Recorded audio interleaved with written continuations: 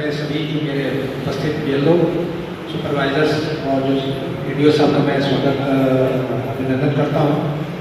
सबसे पहले मैं थोड़ा आप लोगों से क्षमा चाहूँगा कि विलम्ब हुआ, क्योंकि 2 जगह ट्रेनिंग थी, इस बीच में हमारे एक प्रशिक्षण भी हो गया और कमिश्नर साहब की भी बीसी हो गई, इस वजह से हमें मुझे थोड़ा विलम्ब हुआ। सबसे पहले मैं अपना परिचय दे दूँ। मेरा नाम नवीन प्रसाद है और मैं जिलाधिकारी नौतमा के पद पर कार्यरत हूँ। इसके अतिरिक्त मेरे द्वारा इस त्रिस्तरीय पंचायत चुनाव में सहायक निर्वाचन दृष्टिकोण अधिकारी के दायित्व का निर्माण किया जा रहा है। आपके जो भी आपके द्वारा पंचायत चुनाव में कार्य किए जाएंगे, इसकी इमीडिएट रिस्पॉन्सिबिलिटी और जवाबदेही मेरी रहेगी। इस काम में सहयोग के लिए हमारे साथ एडीओ पंचायत साहब भी हैं, जो कि इसमें सहायक समन्वयक अधिकारी के रूप में कार्य करेंगे। वीडियो साहब संयोग से हमारे बीच में नहीं, कहीं जांच के गए हुए देखा हूँ, तो पहली बार आप लोग चुनाव कर रहे हैं। मैं मुझे विश्वास है बाकी से लोग इसका पहले भी चुनाव में आप लोग प्रतिभाग कर चुके हैं और क्या करना है आप लोग उसमें भली भांति के लिए हैं। लेकिन फिर से क्योंकि अब चीज़ें बदल जाती हैं, कुछ नई नई विधाएँ जोड़ी गई हैं इस बार, जिसके बारे में डिस्कस किया जाना बहुत ही महत्वपूर्ण है। मैं सीधे प्रशिक्षण के बिंदु पे आ जाता हूँ।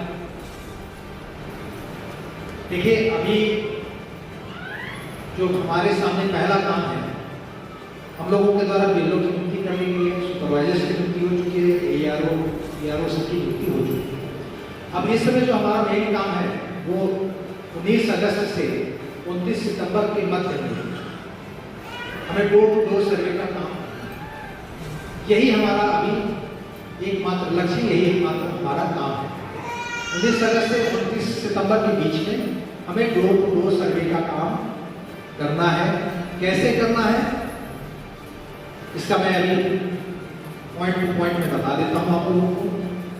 सब लोगों ने अपने जो बीएलओ के दायित्व है, कर्तव्य है, उसका अध्ययन कर लिया होगा, मैं समझता हूँ। नहीं किया होगा, एक बार फिर भी मैं जानना चाहता हूँ, क्या आप लोगों ने जो बीएलओ की ड्यूटीज़ हैं उसको आप लोगों ने पढ़ा है? आप लोगों को बुकलेट में मिला होगा। किसी ने अपने बीएलओ के ड्यूटीज़ पढ़े होंगे? नहीं है जानते। देखिए, बीएलओ की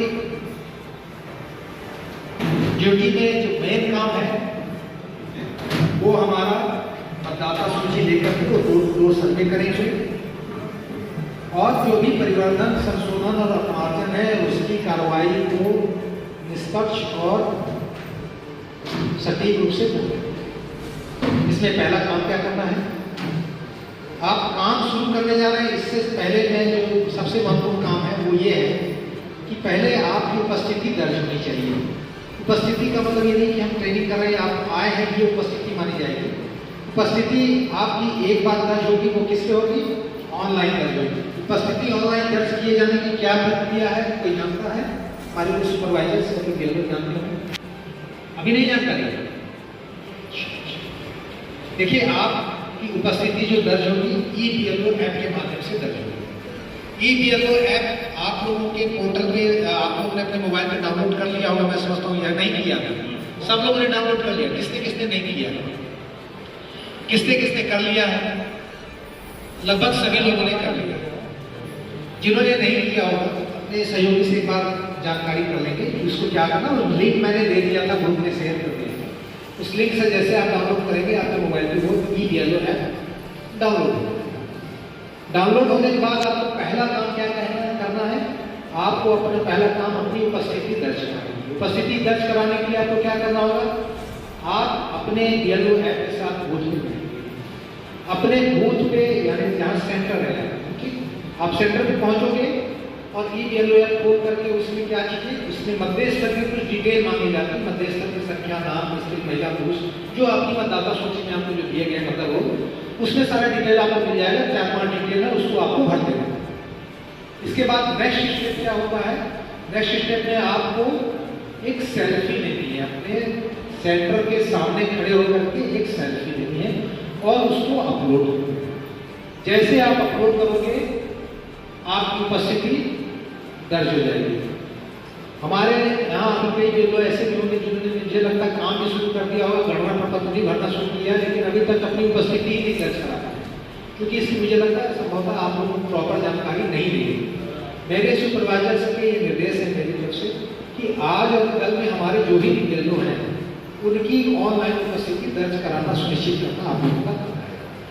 एक दिन की बात होगी, वैसे तो जो जानकार है जाएंगे बूथ पे जाएंगे और जैसे ही अपना ऐप ऑन करेंगे 2 मिनट का काम है, जो बूथ पे डिटेल भरना है उसके बाद एक सेल्फी अपलोड करके उसको अपलोड कर देना है, बस वहीं पर आपकी ऑनलाइन उपस्थिति दर्ज हो जाएगी। कुछ लोगों को असुविधा हो सकती है, तो मेरी अपेक्षा है कि हमारे जो भी सुपरवाइजर्स हैं अपने BLO से आज और कल एक बार टेलीफोनिक बात कर लें और यथासंभव अगर उचित है तो आप लोग वहाँ पर मैं समझता हूँ कि एक बार आप सेंटर भी देख लेंगे और सेंटर पे जाकर के अपने BLO के अटेंडेंस को आप जैसे ये करा देंगे तो हमारा हो जाएगा कि हमारे सारे BLO उपस्थित हैं। अगर आप बहुत कुछ काम कर लें, गणना सीट भर लें, सब कुछ कर लें, लेकिन अगर आपने BLO में अपनी उपस्थिति दर्ज नहीं कराई है तो आप उपस्थित माने जाएंगे। ये काम केवल एक बार करना है, ऐसा नहीं कि आप डेली आओगे डेली आपको अपलोड करना, केवल एक बार ही करना है। क्लियर है बात? 2-3 समस्याएं आ सकती हैं। कोई BLO ऐप डाउनलोड कर रहा होगा तो हो सकता है उसका नंबर ना अपलोड मतलब डाटाबेस पर ना दिखा रहा हो तो उसका BLO ऐप डाउनलोड ना हो रहा हो। क्योंकि आप जो BLO ऐप डाउनलोड करेंगे उस पर वही मोबाइल नंबर होगा जो आपके मोबाइल नंबर हम लोगों ने डाटाबेस पे फीड किया है। अगर वो अपडेट नहीं होगा तो हो सकता है आपका BLO ऐप डाउनलोड नहीं हो पाए। लेकिन जैसा कि आप सब लोगों ने हाथ उठाया तो मुझे ये समझ में आ रहा है कि लगभग सबके BLO ऐप डाउनलोड हो गए हैं। अगर नहीं हो पाए हैं तो 2-3 कारण हो सकते हैं। या तो आपका मोबाइल नंबर अपडेट नहीं होगा, आप ग्रुप के माध्यम से जैसे अवगत कराएंगे, मेरे ये ऑपरेटर हैं, आप अनुराग हैं, ये स्मार्ट है, काफ़ी आप जैसे ही आप देंगे आपको तत्काल ये सहायता आपकी सहायता करेंगे। तो पहले आपका नंबर नहीं अपडेट होगा तो अपडेट करा लीजिएगा। दूसरी चीज़, आपको उपस्थिति दर्ज करते समय BLO ऐप में लोकेशन ऑन करना जरूरी होगा। जब लोकेशन ऑन होगा तो वही वो सिंक होगा। थोड़ा सा इसमें ध्यान रखने की बस आवश्यकता और कुछ नहीं। आजकल तो ऐसे मुझे लगता है मोबाइल में इतने जितने भी आप लोग यूज़ करते हैं लगभग सबको लोकेशन ऑन करने की मांगता, सब लोग के लोकेशन ऑन ही होंगे। लेकिन अगर किसी का नहीं हो रहा तो एक चीज़ यही हो सकता है कि लोकेशन ऑन नहीं होगा। इसको किसी से दिखवा लेंगे, तुरंत लोकेशन ऑन करके आप अपलोड करेंगे, BLO का अटेंडेंस फ्रीज हो जाएगा, आपकी उपस्थिति दर्ज हो जाएगी। इतनी चीज़ को लेकर अगर किसी को कोई सवाल हो तो फिर पूछ सकता है, इसके बाद नहीं किया एक सामान्य सी चीज़ है जो उपस्थिति ये। लेकिन सुपरवाइजर साहब ये इंश्योर कर लें कि ये काम कल तक हमारा होगा, क्योंकि हम ऑलरेडी 4-5 दिन लेट हो चुके हैं। BLO ने काम भी शुरू कर दिया लेकिन उपस्थिति नहीं दर्ज होती। इसमें लक्ष्मी लाभ हमारा सबसे पीछे है। जो भी हुआ सो अब तक हुआ, लेकिन अब आज की बात से हमें टीम वर्क के रूप में काम करेंगे और ये हमारी प्राथमिकता होगी कि हमारे सारे BLO उपस्थिति ऑनलाइन दर्ज करा दें। समस्या आ रही है जब भी ऐप खोला जा रहा है, एक बार तो सेल्फी लेकर के सिंक करा लिया, जब भी खोला जा रहा है ID का कुछ डाल रहे हैं तो बिना दोबारा सिंक मांगे अब सिस्टम को अपडेट किए कर नहीं दे रहा है। मैं एडिंग करने दे रहा हूँ, अमेंडमेंट करने दे रहा हूँ, एडिटिंग करने दे रहा हूँ, डिलीशन। ठीक है, आपकी उपस्थिति दर्ज हो चुकी है इसका। ठीक है, लेकिन जब भी मैं आपको बताना चाहूँगा कि ये जो BLO की अवधारणा है, इस बार नई विधा का समावेश किया गया है चाहे चुनाव में। कुछ समस्याएं हो सकता है आप जो बता रहे हैं जिसके बारे में हम भी नहीं जान पाएंगे, क्योंकि वो वही जान पाएगा जो यूज होगा जो उस पर काम कर रहा है। आप अगर इस पर कोई भी समस्या आती है तो मुझे ग्रुप में डालेंगे, हम लोग तकनीकी मदद कराएंगे। अगर ऐसी मदद जो हमारे स्तर से नहीं हो सकती तो उच्च अधिकारियों से हो जाता है। बिल्कुल वही मेरा कहना है कि नए वर्जन जो अपडेट होंगे तो आप ऑटोमेटिक काम करना भी शुरू कर देगा।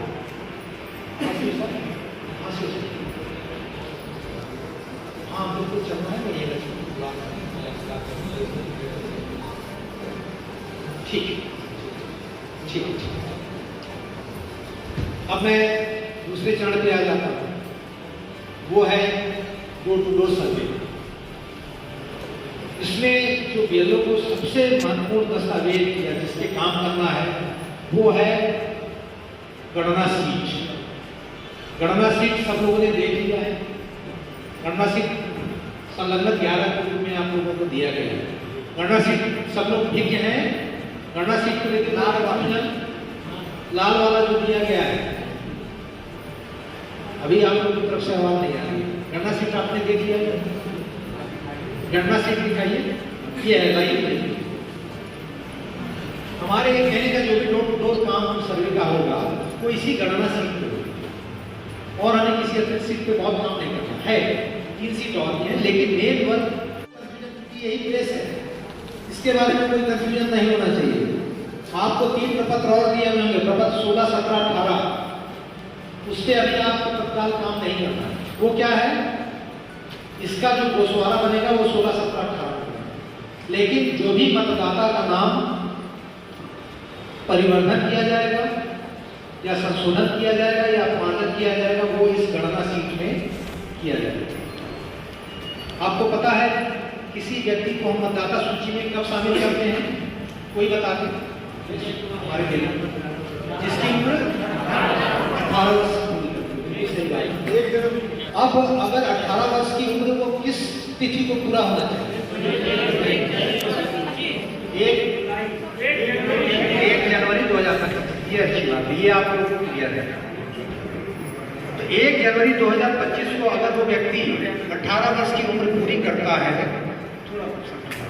कोई बात नहीं, सब छोड़ दीजिए। 1 जनवरी 2025 को अगर कोई व्यक्ति 18 वर्ष की उम्र पूर्ण कर लिया है तो हमारे मतदाता सूची में उसका नाम बढ़ाए जाने के लिए वो बाहर होगा, पात्र माना जाएगा। लेकिन एक चीज और हमें ध्यान देना है, क्योंकि इलेक्शन अगले साल है, कुछ ऐसे भी मतदाता होंगे जो 1 जनवरी 2026 को बालिग हो जाएंगे। उस समय एक ऐसा भी आदेश आएगा कि इन लोगों को भी हम मतदाता सूची में सम्मिलित कर लें। तो हमें क्या करना होगा, जिनका हम 1 जनवरी 2025 को 18 वर्ष की उम्र पूर्ण कर चुके हैं उनको तो तत्काल हम परिवर्तित कर देंगे, और ऐसे व्यक्ति जो अगले जनवरी 26 तक बालिग हो रहे हैं उनको हम अलग से सूची बना लेंगे, ताकि जब इस तरह के निर्देश आए तो हमें दोबारा किसी का डिटेल लेने न जाना पड़े और वही डाटा हम परिवर्तन करके हम दे दें। इसी ठीक है, आप काम करेंगे 1 जनवरी 2025 से, तैयारी रखेंगे 1 जनवरी 2026। इसको लेकर कोई दुविधा नहीं, ठीक है। अब बात आती है गणना से। हमने चिन्हित कर लिया कि हाँ 18 वर्ष का व्यक्ति है, उसका नाम मतदाता सूची में सम्मिलित होना चाहिए। अब हम काम कैसे करेंगे, कैसे शुरुआत करेंगे? आपको मतदाता सूची दी गई है, इस पर मकान नंबर पड़ेगा। आप अपनी सुविधा के हिसाब से उन मकान नंबरों का सर्वे प्रारंभ करेंगे। जैसे एक पूर्व में गए, इस पूर्व में जितने मकान नंबर हैं आपने उसको चिन्हित कर लिया और उसको टिक कर लिया कि इस पूर्व इतने मकान नंबर, इतने मकान का हमको आज सर्वे कर रहे हैं। ठीक, आप मकान नंबर 1 पे गए, उसका सर्वे करेंगे, उसको अपने मतदाता सूची में आप टिक करते चलेंगे कि ये मकान हमारा सर्वे हो गया है। मकान नंबर 2 पे गए, मकान नंबर 3, लेकिन हमें जाना हर मकान पे है। आप मकान नंबर 1 पे गए, घर का मुखिया मिलता है, तो 2 चीजें आएंगी। उस घर में 5 लोग हैं, A, B, C, D, E। मतदाता सूची आपने देखा तो उसमें 4 लोगों के नाम मिले हुए, A, B, C और D। E का नाम पिछली मतदाता सूची में सम्मिलित नहीं था, लेकिन इस बार वो 18 वर्ष की उम्र को पूर्ण कर चुका है, तो उसका नाम हमें क्या करना होगा, मतदाता सूची में बढ़ाना होगा। तो हम उसका नाम किसमें डालेंगे, गणना प्रपत्र में परिवर्तन सूची में डालेंगे। फिर इसको ध्यान दीजिएगा, इस सूची में आप मकान नंबर डालेंगे सीरियल से, जो भी मकान आप जांच करते जाएंगे, ठीक है। और जिसका नाम बढ़ना है या जिसका संशोधन होना है या जिसका नाम कटना है उसी का नाम आएगा। उनके शेष परिवार के सदस्यों का नाम हम सम्मिलित नहीं करेंगे। ये नहीं कि आप A, B, C, D का भी नाम जोड़ेंगे, लास्ट में E का जोड़ेंगे, ये नहीं होगा। A, B, C, D को नहीं जोड़ना, जोड़ना किसको है, E का नाम जोड़ना। पता चला रामावती पिछली मतदाता सूची में थी और इस मतदाता सूची के पुनरीक्षण से पहले उनकी मृत्यु हो चुकी है, तो उनका भी नाम काटने के लिए इस मकान नंबर में उसका अपमार्जन का आप उसका नाम अपमार्जन सूची में डालेंगे, बाकी शेष परिवार का नाम आप गलती से भी नहीं डालेंगे। क्या होगा, ऐसा होगा जो जिंदा है उनका भी नाम पड़ जाएगा, ठीक है ना।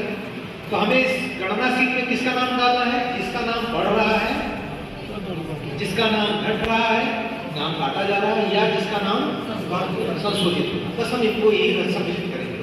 क्लियर है इसको लेकर के? ये मैं इस चीज को बार बार क्लियर है, बार बार पूछ रहा हूँ क्योंकि यही मेन सीट है जिसपे हमें काम करना है। कोई भी अगर इसमें कोई कंफ्यूजन हो बता दें। आप में से किसी को कोई कंफ्यूजन है? यहाँ तक क्लियर है? आपको जो भी परिवर्तन होना है वो इसमें आएंगे, अपमार्जन जो होगा वो इसमें आएगा या संशोधन होगा वही आएगा।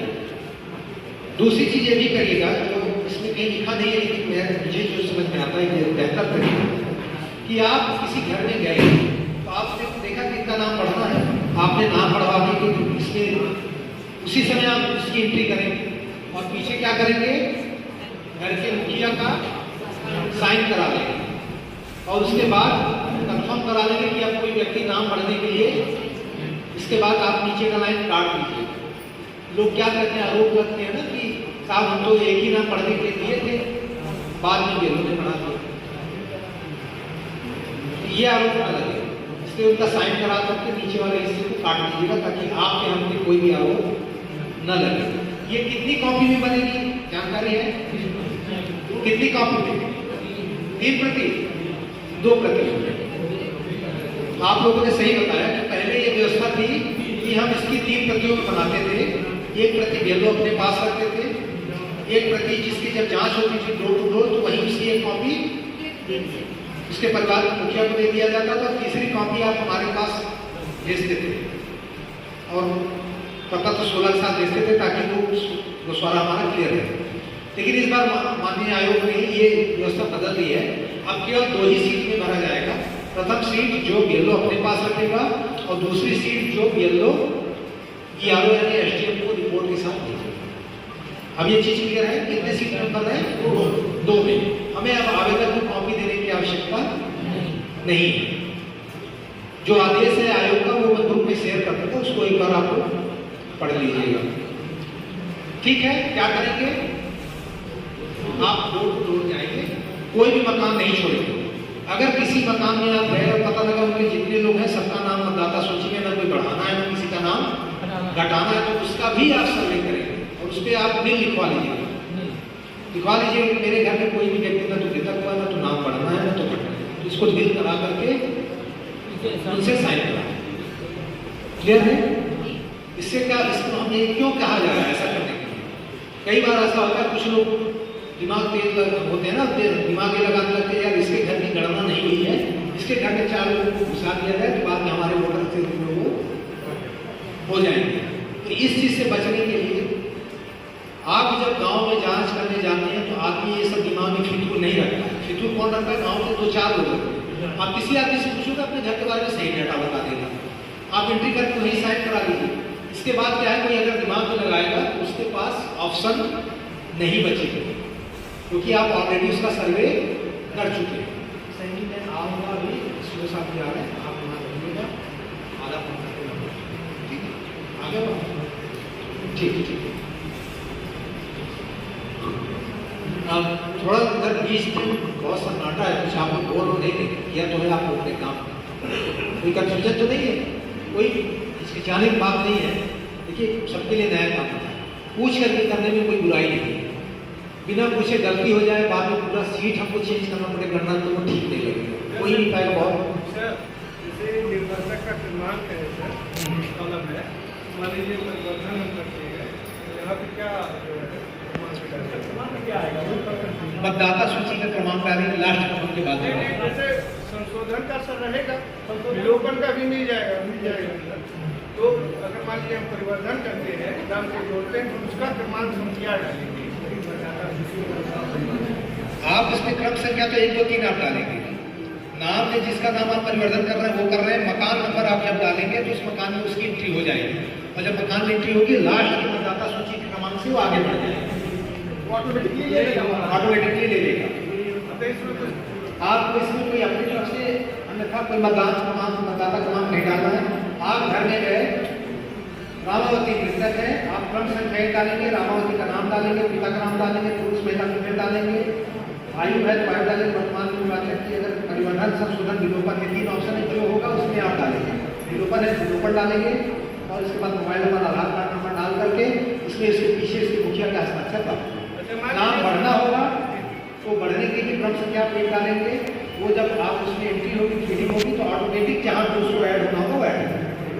ठीक अच्छा सर जी, मान लीजिए हम जाते हैं गांव में गए, उसके बाद मान लीजिए 8-9 मकान नंबर मान लीजिए नहीं है, नाला बंद है, उसके परिवार नहीं है, कोई बताने वाला नहीं है, तो क्या हम 11 मकान नंबर 11 नहीं कर सकते हैं क्या इसमें? नहीं, आप मकान नंबर 11 नहीं डालें। आप समझिए कि ऑलरेडी आपके मकान नंबर 1, 2, 3, 4, 5, 6, 7, 8, 9, 10, 11 पड़े हुए हैं।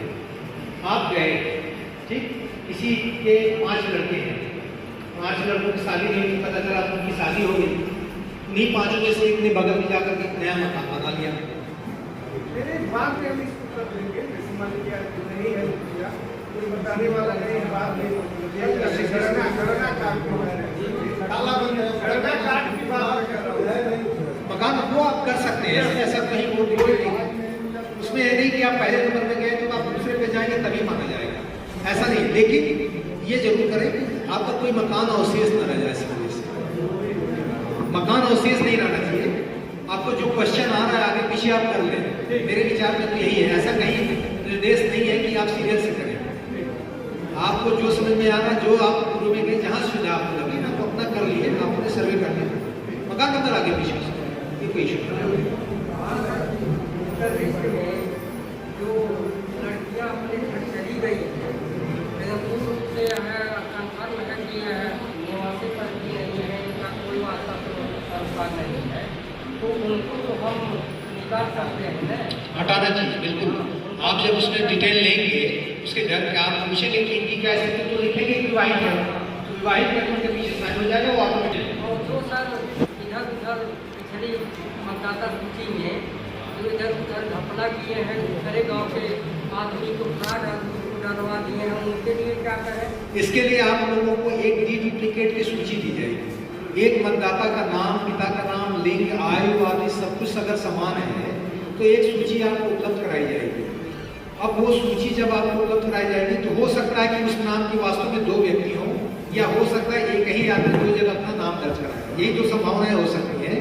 उसमें आपको ऐसे व्यक्तियों के आधार कार्ड के अंतिम 4 डिजिट का नंबर ले लेना है और उसकी एंट्री कर लेनी, वो अलग से आपको सूची हम देंगे। ठीक, आपको आधार कार्ड के अंतिम 4 डिजिट की सूची, जब उसका और उस व्यक्ति का अगर अलग अलग होगा तब तो नाम नहीं काटा जाएगा, लेकिन उसी व्यक्ति के अगर आधार कार्ड की डिजिट अगर समान है तो उसका नाम एक जगह से काटा जाएगा जहां पर वो नहीं रहना चाहता। ऐसे सर मान लीजिए हम लोग गाँव के DLO हैं, गाँव में हम लोग जान रहे हैं, अगर गए मकान नंबर 2 पर अगर परिवार उसके 5 है या 6 है, जो भी है, और वह सही रूप से है और उसमें 2-3 परिवार उस मकान में किसी के द्वारा दूसरी सूची में बढ़वा दिया गया 2-3 सदस्यों, और बता भी रहा है कि हमारे घर से नहीं है, हमारे घर इतने ही परिवार है, तब ऐसी स्थिति में जो होता है वहाँ तो कन्फर्म हो जाएगा। देखिए, निश्चित तौर पे गलतियां हुई हैं। मैं अपने केंद्रों को उस काम में नहीं उलझाना चाहता जिससे आपको कोई समस्या है। आप अभी जो डोर टू डोर सर्वे में हैं, उससे हमें ये देखना है कि हम जिसका नाम परिवर्तन हस्तांतरित कर रहे हैं उसका लिंक पिछली मतदाता सूची से होना चाहिए। अगर आप किसी व्यक्ति दिनेश का नाम बढ़ा रहे हैं तो आपको ये देखने की आवश्यकता है कि दिनेश के पिता रमेश पहले से इस मतदाता सूची में है या नहीं है। ऐसा तो नहीं कि कोई बिल्कुल नया व्यक्ति आकर के अपना नाम डलवाना चाहता है।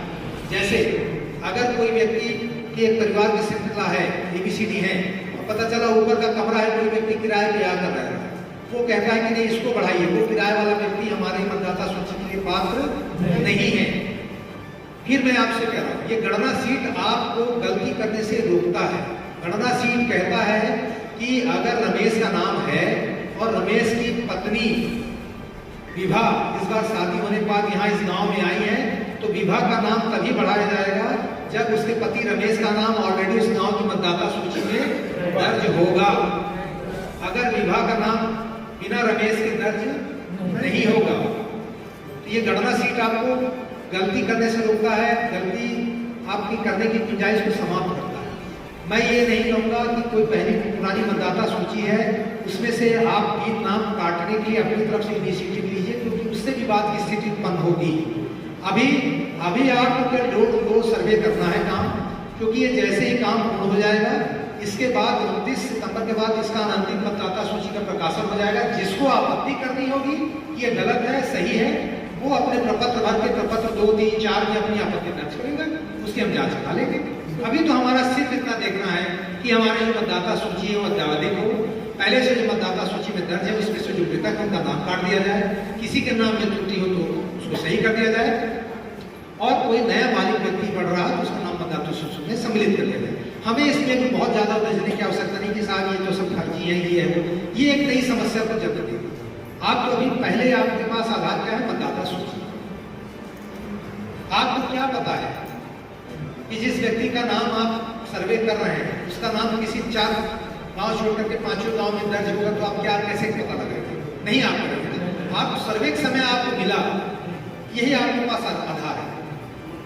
नहीं मिला तो आप लिखेंगे कि सर्वे में नहीं मिला, फिर उसमें आपको 2 से 3 बार जाने की आवश्यकता पड़ेगी। ऐसे मकान में भी सुपरवाइजर को भी जांच करनी पड़ेगी, और कोई व्यक्ति अगर स्थायी रूप से नहीं रहता हुआ पाया जाएगा तो उसके बारे में जांच करने के बाद उसका नाम काटने की भी कार्रवाई की जाएगी।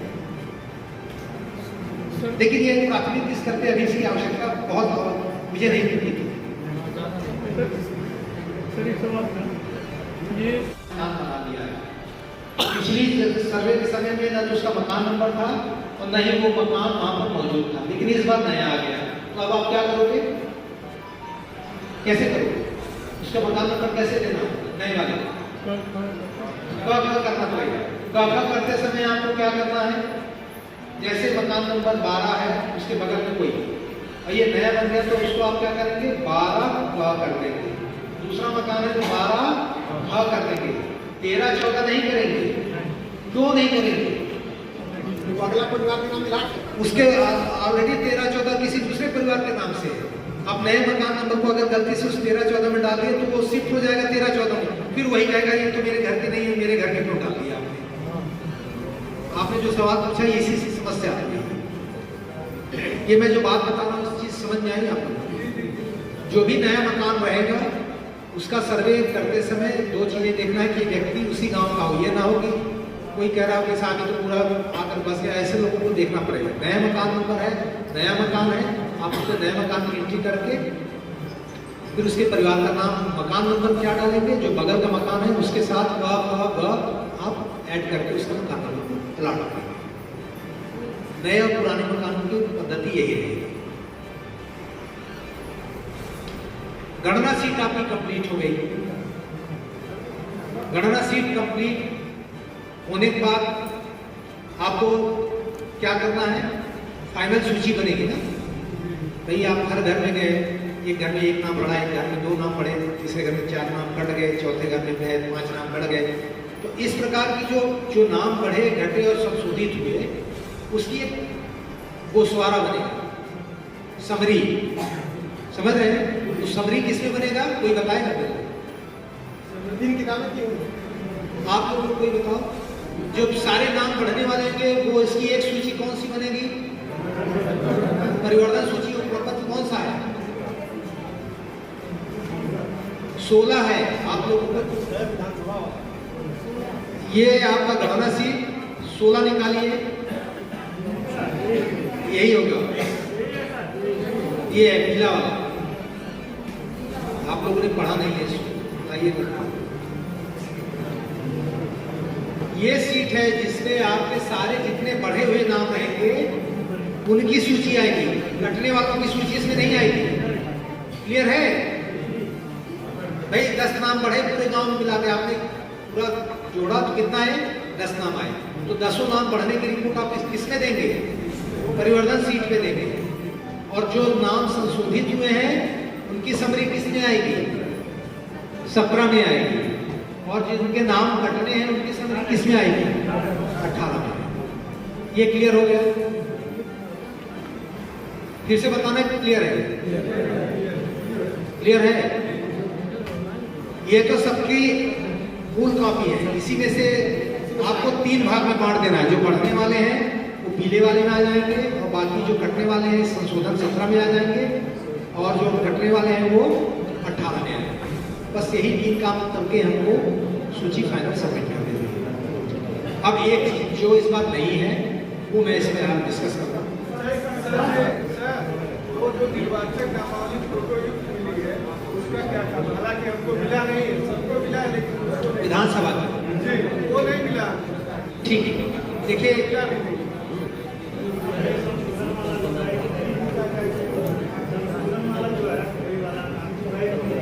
नहीं है, ठीक है, देख लीजिएगा जिसके भी नहीं है, मिल जाएगी। समस्या है अगर चौराहा बगल से विधानसभा को निर्माण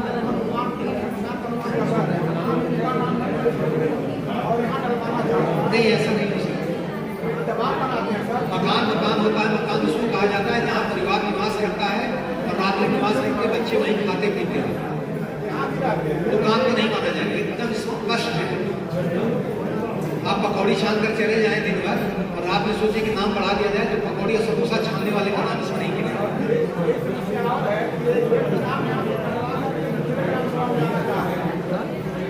देखिए ये सारा विकल्प अभी बात का अभी तो आपको डोर टू डोर सर्वे करना है। वो कटवाना चाहता है, घर का मुखिया लेकर दे दे, मैं पूरा नाम कटवाना चाहता हूँ, हटना चाहता हूँ, वो भी ले लीजिए। अभी केवल एक ही पॉइंट पे आपको काम करना है, डिस्टर्बेंस इसमें कहीं नहीं है। सीधा सा डोर टू डोर सर्वे करना है, जिसका नाम पढ़ना पड़ेगा, जिसका नाम, और इसका अंडरटेकिंग कौन देगा? मुखिया देगा। हाँ सर जी, एक समस्या और है सर।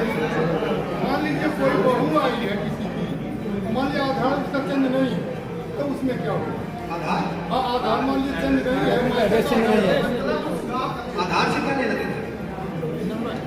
आधार कहाँ है? इसमें कहीं लिखा है कि आधार कार्ड का आधार में नाम पड़ेगा? क्या दिया है?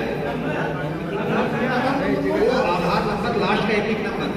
ये परिस्थिति आपकी कहीं आपकी बनती है तो मुझे बताइएगा। भाई कोई बहू आई है, बहू का नाम पढ़ाना है आपको, काटना नहीं है। आप उसमें कहाँ तक नेपाल से आई हो सर, तब क्या होगा? नेपाल से। नहीं ठीक है, आपके यहाँ वो बहू बनकर आई है, वो रमेश की पत्नी है, आपको नाम बढ़ाना है, उसमें आप कहाँ विचार करेंगे?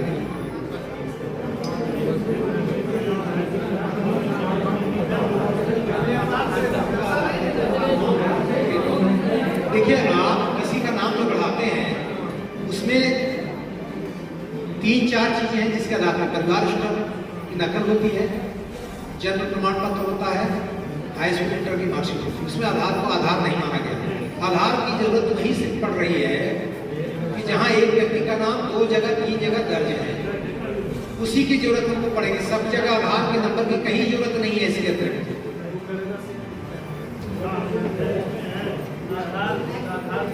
आप डालना चाहे डाल दें आधार कार्ड, इसलिए डाल रहे हैं। देखिए मैं बता दूं, आधार कार्ड इसलिए डलवा दिया जाता है कि ये व्यक्ति फिर दोबारा कहीं फॉर्ड न करते पाए। आपने यहाँ भी बढ़वा लिया और दूसरी जगह भी बढ़ाएगा, उसका वोटर नंबर पड़ा ही है, जैसे आधार की फीडिंग होगी तुरंत पकड़ में आ जाएगा।